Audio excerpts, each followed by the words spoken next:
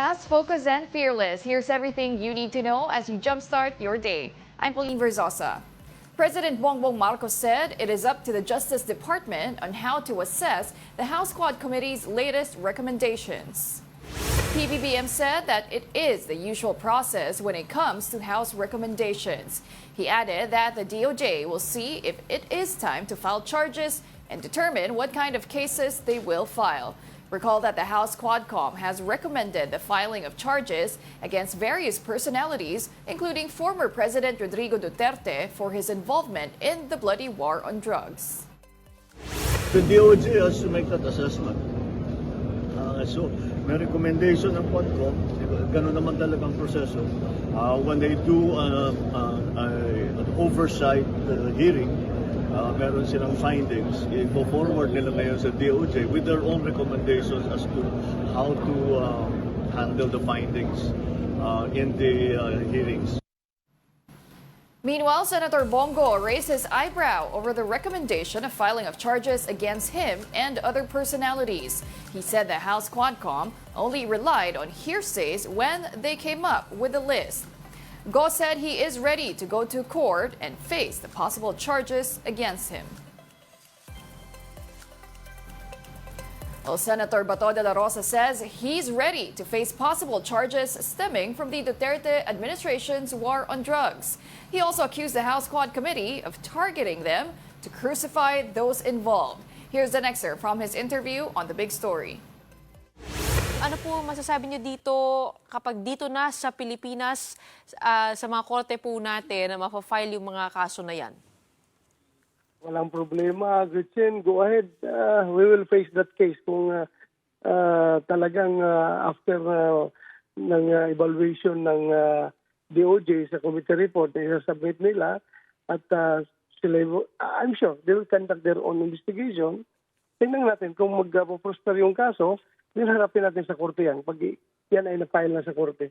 Pero kung babasahin niyo po ang RA 9851, the Philippine courts or Philippine authorities may dispense if there is another court or an international tribunal that is already conducting an investigation. Section 17 po yan, which says kapag kunwari may ibang investigasyon katulad ng sa ICC, pwede na lang nilang ipasa sa kanila yung kaso o yung jurisdiction dito sa kaso. Yung po ba ay nakikita ninyong pag-recognize din doon sa investigation? At handa po ba kayo kung sakaling yan po ang piliin ng Philippine government? Yeah, the operative word there is may dispense, di ba? So it's all up to the Philippine government kung talagang ito-turn over nila yung kaso sa ICC. So kung ito-turn over naman lang sa ICC, then we will seek judicial relief from the Supreme Court. Kung talaga bang paano i-determine ng Supreme Court yung jurisdiction ng ICC dito sa ating bansa. Oh, pero baka sakali, no, naalala ko lang before, leading up to this, Senator Bato, na minsan sinasabi nyo nga, no, same with former President Rodrigo Duterte, na haharapin nyo yung kaso sa tamang forum dito sa Pilipinas. So, I'm guessing, di ka naman masyadong nagulat. Or nagulat po ba kayo nung biglang nag-announce sa plenaryo ng House kahapon na, ayun nga, kasama kayo dun sa kakasuhan ng Crimes Against Humanity? Expected na namin yan. Alam naman namin yan right from the start. So ano talaga ang hidden motive ng Quadcom na yan. Alam naman natin kung bakit yan binuo yung Quadcom. Ay alam na natin yan. So they will do everything. They will move heaven and earth to crucify us. Alam na natin yan. Nevertheless, Senator Bato, have you started putting together a legal team and all of those things that you have to do, usually before facing the courts? Or hindi nyo muna ginagalawan hanggang magkaroon muna ng kaso? Hintayin na lang natin kung magkakaroon na ng kaso, saka na tayo gumalaw. Alam naman natin yan na, alam mo, if you know where you stand and if you know the truth, then you don't have to panic, you don't have to worry. Chill lang, chill.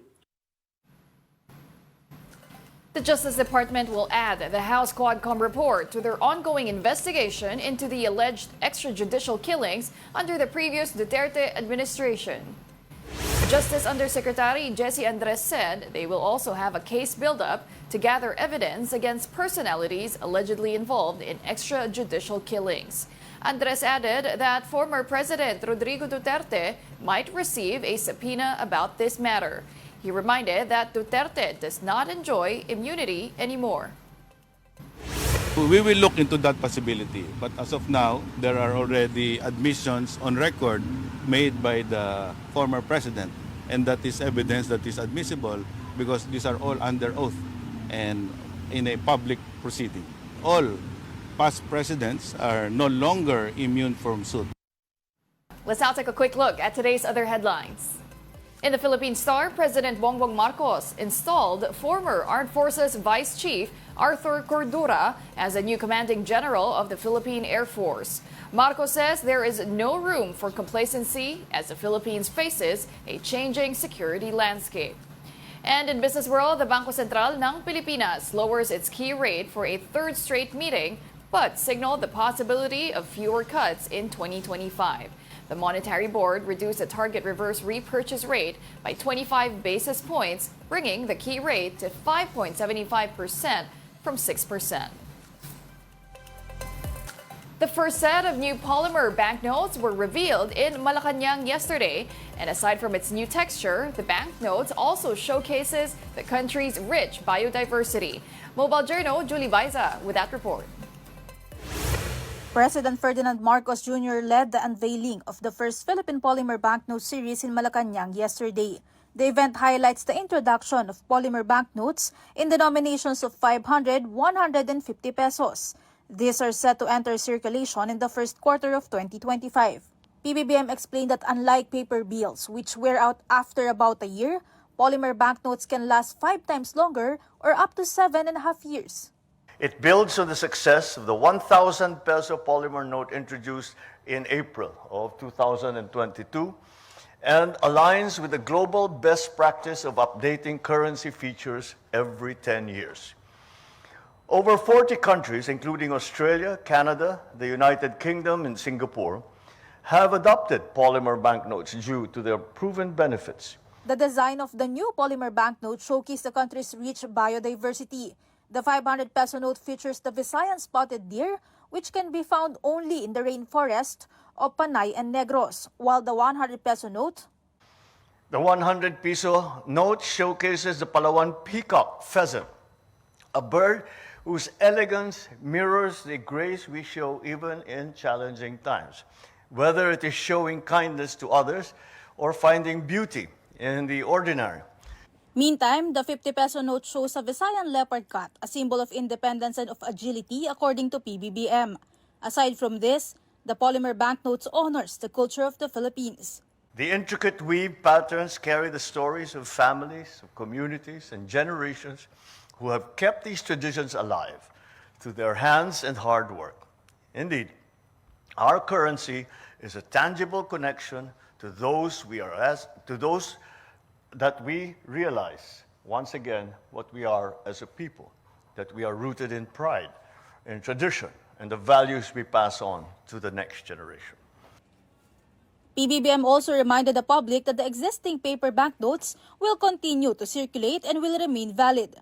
Mobile journalist Julie Baiza, We Are One News.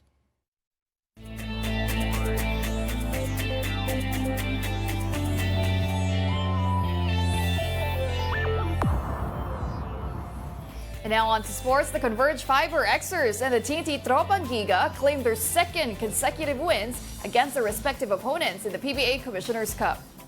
TNT cruised to a 109-93 victory yesterday against Blackwater. Ronde Hollis Jefferson led the Tropang Giga with 22 points. Meanwhile, Converge scored another victory after beating the Phoenix Fuel Masters 116-105. Jordan Heading and import Chick Diallo gave 21 points each to help Converge with their win. Now heads up sports fans, Pilipinas Live is giving the gift of free live games this December. You can enjoy the biggest sporting events this month on the Pilipinas Live app. Catch all the action in the PBA and more. Watch all the action live on demand and on any device. All you have to do is download the app and register for free. You can also scan these QR codes or visit the websites flashed on the screen. And those are the top stories of the hour. Join us later at 9 a.m. as we continue to monitor the day's biggest stories. I'm Pauline Verzosa. We are One News.